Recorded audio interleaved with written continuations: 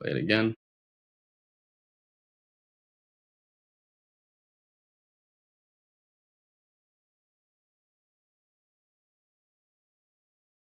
Like, this is very good. Like, honestly, the same thing applies, right? The same information applies. Is this a is this non-basketball? Grabbing the arm on a player who's airborne, is this non-basketball?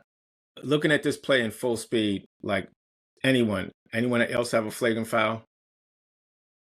Or anyone just Yes. perfect? I do here. Yeah.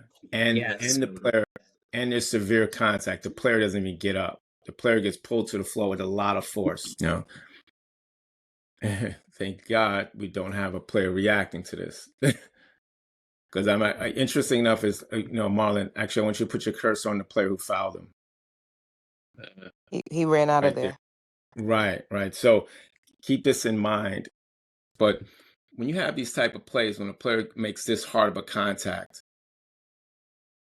don't be surprised if that player's teammate comes down and takes exception to what just happened and wants to set an example, right? Yeah, Marlon's the only one that went in and kind of followed.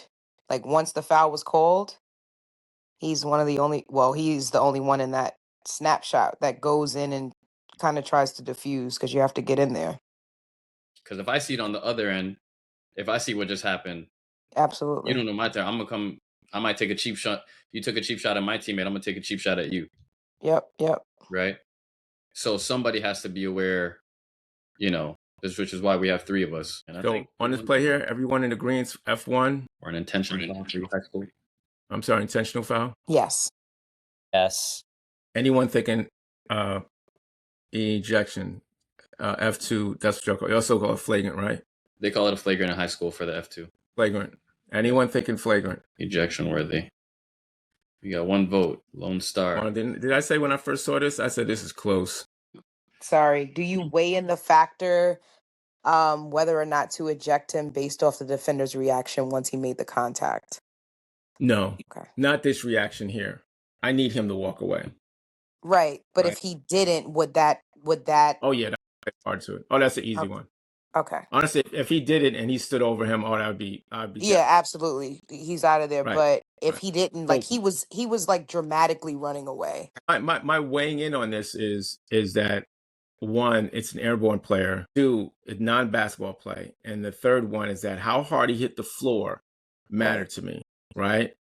If this player doesn't get up and he's done for the game, I'm more likely ejecting this player. Gotcha. Right. So what would that look like with non-monitor? I'm sitting there waiting, don't report anything yet. I'm gonna walk over to my partner and say, I have a flagrant intentional foul on this player. This is a non-basketball play. It's on an airborne player, and it's a severe contact. If he does not get up and he has to be escorted or carried off the court, I'm leaning toward a flagrant foul, right? And, listen, a lot of people won't understand how to communicate that, but that's how I would bring my case in.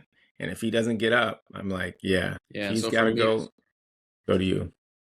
Yeah, so for me, my biggest thing was like, because even though my partner had a foul, I already see him walking to go report. I'm like, no, this needs a discussion. This is not about to be just a common foul right here.